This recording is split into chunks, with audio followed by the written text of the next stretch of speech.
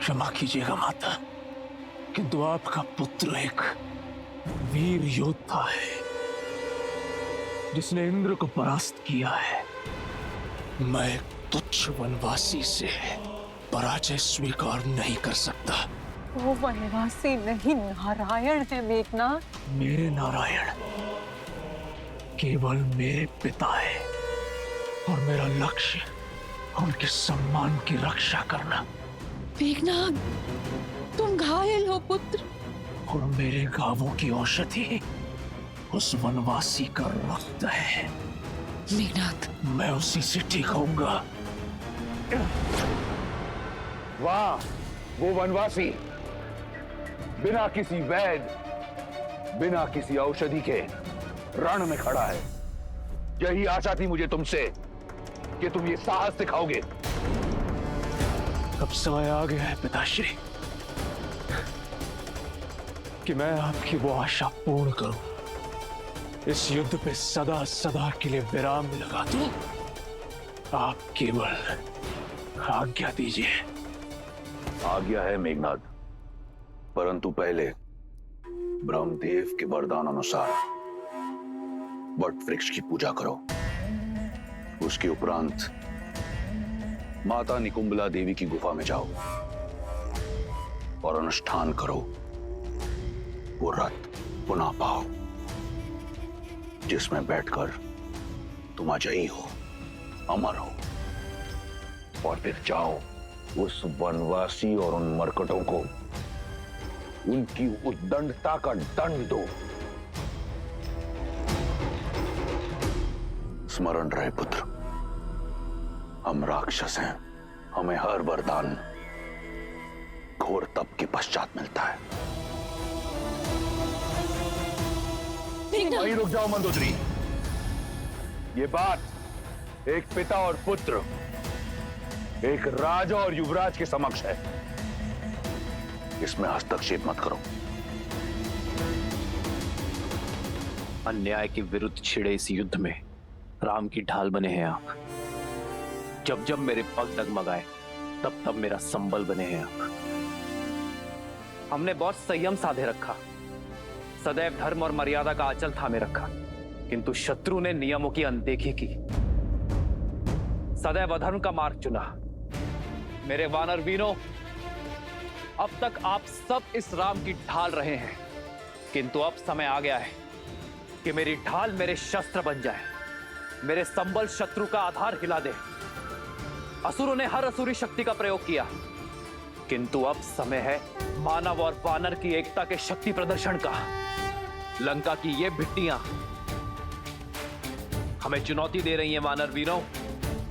अब समय आ गया है लंका के अभिमान को भंग करने का, स्वर्ण लंका के मान को भस्म कर देने का, अभेद्य लंका को भेदने का।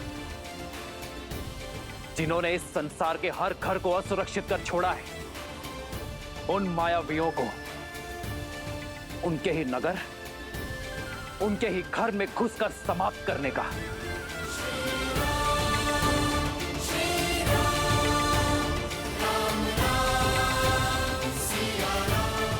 यहां उपस्थित प्रत्येक वानर अपने आप में एक संपूर्ण सेना है।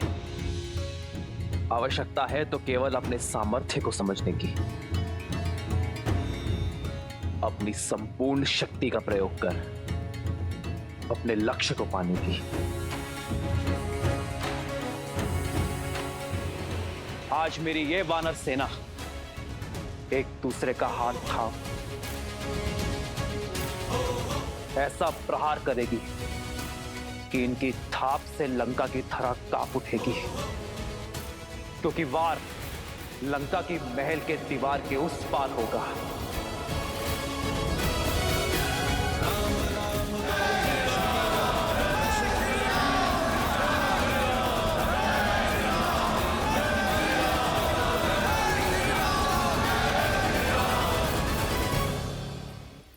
मां का स्थान सदा पिता और पुत्र के बीच ही होता है लंकेश, और महारानी को युवराज और महाराज के बीच हस्तक्षेप करने का पूरा अधिकार है। आप मेरी बात क्यों नहीं समझ रहे हैं लंकेश? जिनसे आप युद्ध कर रहे हैं वो स्वयं श्री विष्णु है, नारायण है लंकेश। तुम्हारे इस भय का केवल एक ही निवारण है, केवल एक, उस कथित विष्णु का वध। माता,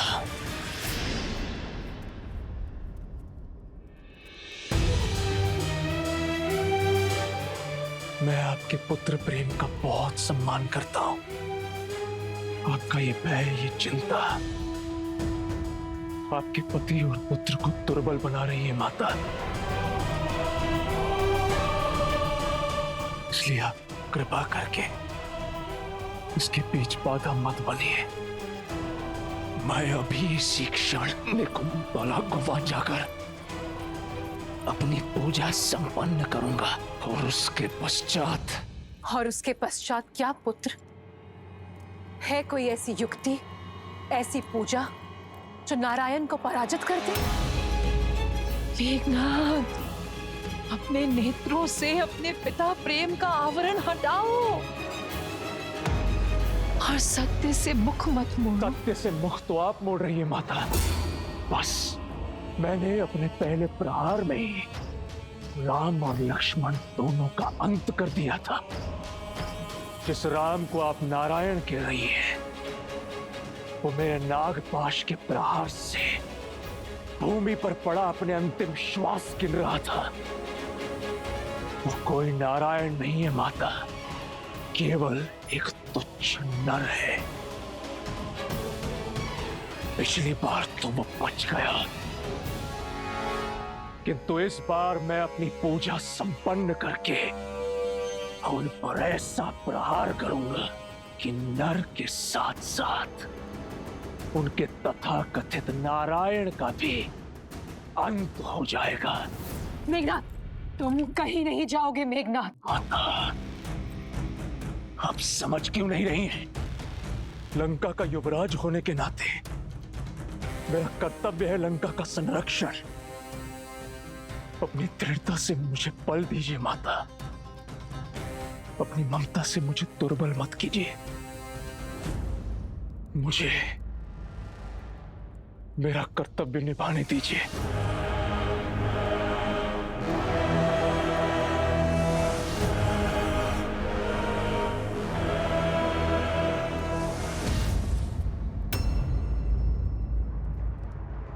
विजयी भव।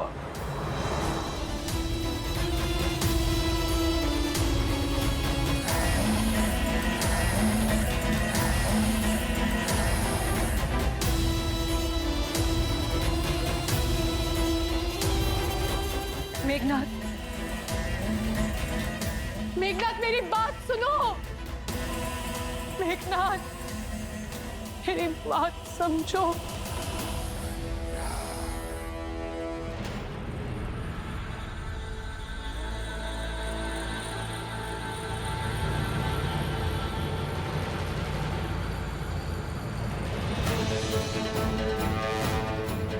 ये युद्ध है, महायुद्ध है, राम शांत रावण क्रुद्ध है, क्रुद्ध है। ये युद्ध है महायुद्ध है, राम शांत रावण क्रुद्ध है, क्रुद्ध है, क्रुद्ध है।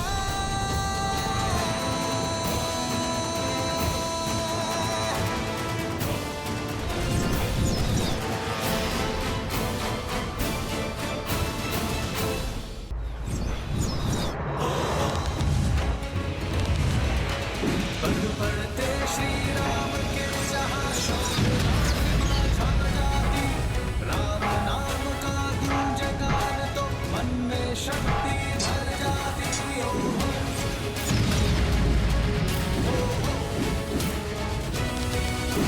राम राम तो जय श्री राम, दशरथ नंदन राजा राम नाम भजते हनुमान, अवध बिहारी राजा।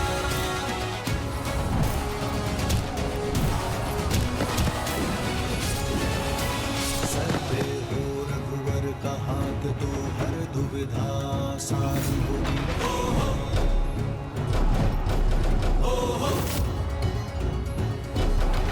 तुम वीर पुरुष तुम पराक्रमी, तुम मर्यादा के हो स्वामी, साथ तुम्हारा इसके साथ, तुम संकट हरो आगामी। मन में है विश्वास, आकाश में परचम लहरेगा, जब होगी जीत तो दिशा में राम नाम गूंजेगा। होगा सीता राम का मिलन,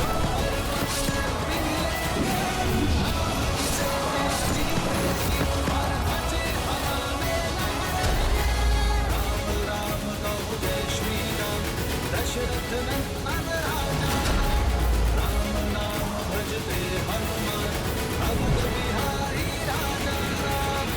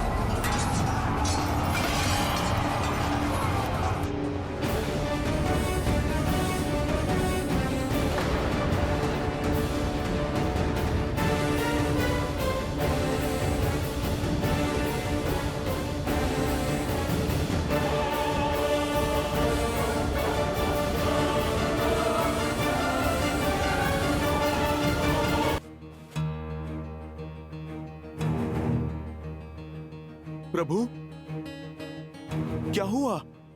आप आकस्मिक क्यों रुक गए?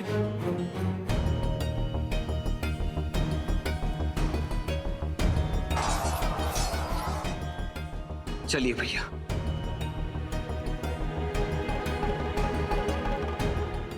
मैं लंका के भीतर पग नहीं रख सकता हनुमान।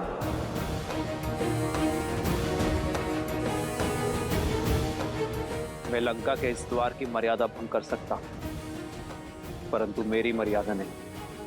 कौन सी मर्यादा भैया? इस रावण ने कौन सी मर्यादा पाली है जो आप मर्यादा के विषय में सोच रहे हैं? यदि रावण की भांति मैंने भी मर्यादा का उल्लंघन किया तो हम में और रावण में क्या ही अंतर रह जाएगा लक्ष्मण। रघुकुल रीत सदा चली आई, प्राण जाए पर वचन ना जाए। मैं रघुकुल की मर्यादा, अपने पिता और अपनी माताओं को दिया वचन नहीं तोड़ सकता। तुम शीघ्र अतिशीघ्र अयोध्या छोड़कर 14 वर्षों के लिए वनवास चले जाओ। आपका ये पुत्र आपकी इच्छा और पिताश्री के वचन दोनों को अवश्य पूर्ण करेगा, अवश्य पूर्ण करेगा। तो भैया, यहाँ रघुकुल से या अयोध्या से कोई भी नहीं है जो आपकी मर्यादा के उल्लंघन पर प्रश्न उठा सके। पर मैं स्वयं तो हूं ना लक्ष्मण। क्या मेरा हृदय, मेरा मन मुझसे ये प्रश्न नहीं करेगा? क्या मैं अपने प्रतिबिंब से स्वयं अपने नेत्र मिला पाऊंगा? क्या मैं अपने अनुज को उचित अनुचित का मार्ग दिखा पाऊंगा? जिन लोगों ने मुझ पर विश्वास किया है, मेरे लिए अपना जीवन न्यौछावर किया है, क्या मैं उनका विश्वास सिद्ध कर पाऊंगा? मैं एक वनवासी हूं लक्ष्मण, अपने राज्य से निष्कासित।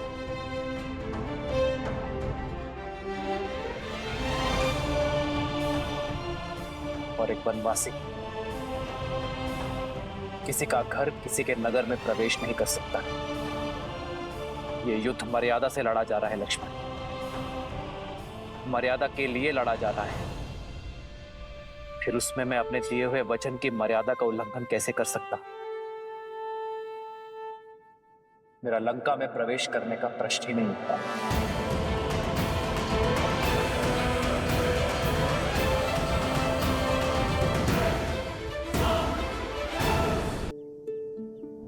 मैं एक वनवासी हूं लक्ष्मण, अपने राज्य से निष्कासित। और एक वनवासी किसी के घर, किसी के नगर में प्रवेश नहीं कर सकता। मेरा लंका में प्रवेश करने का प्रश्न ही नहीं उठता। किंतु लंका के भीतर भाभी माँ जो दिन रात्रि बैठकर आपकी राह देख रही, उनका क्या भैया? न्याय और नीति भी यही कहते हैं कि परिस्थिति असामान्य होने पर नियमों में बदलाव किए जा सकते हैं। और यहाँ तो न ये युद्ध साधारण और न ही ये परिस्थिति सामान्य। अंततः हमें लंका के भीतर तो जाना ही होगा ना भैया। क्या मर्यादा का उल्लंघन करने वाले राम पर तुम्हारी भाभी मां गर्व कर पाएगी? वचन के लिए केवल एक ही परिस्थिति है लक्ष्मण, और वो है उनका पालन करना। और रही बात देखने की, तो परिस्थिति के साथ अपने शब्दों को बदलना, प्रण को भंग करना, वचन का अपमान करना होता है लक्ष्मण। और वो मानव ही क्या जो अपने दिए हुए शब्दों से, अपने सिद्धांतों से डिग जाए। इस वचन के साथ केवल मेरा ही नहीं, माता कैकेयी का भी मान जुड़ा हुआ है लक्ष्मण। और मैं किसी भी परिस्थिति में उनके सम्मान को घटने नहीं दे सकता। तो तब तक इस विरह में उठती उस तड़प का क्या भैया, जिसमें दिन रात आप और भाभी माँ दोनों चल रहे हैं? उस चिंता का क्या? वहां भाभी माँ जो आपकी प्रतीक्षा में, और यहां आप उनकी। क्या आप उनके लिए भी कुछ नहीं करेंगे? सीता की चिंता तो मुझे अपने प्राणों से भी अधिक है लक्ष्मण। और मुझे अपनी सीता पर पूरा विश्वास है कि वो उस राम की प्रतीक्षा कर रही है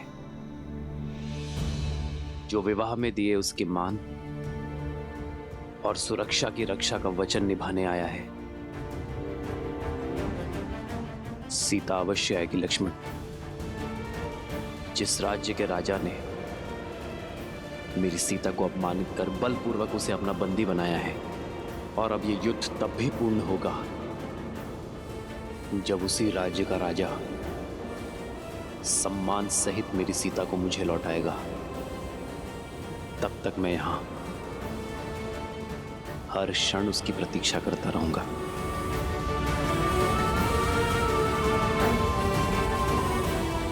सीता लंका में बंदी बनकर आई थी, किंतु बाहर एक रानी बनकर आएगी।